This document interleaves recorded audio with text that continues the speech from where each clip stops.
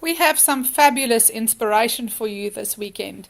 Priscilla created this fun journal using the Piatek blank journal with some leftover ribbons, flowers, some of the papers from the new pack.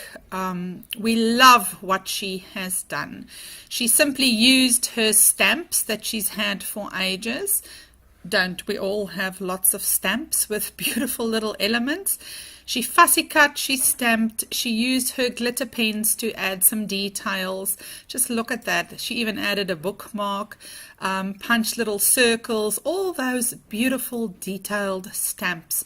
We love the colors. We love what she's done.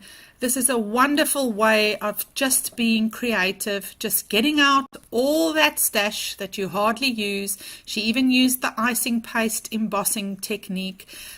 She die cut that beautiful little tassel. We love this. Priscilla, thank you for your inspiration. We hope you will have a blessed Easter and have some time to play.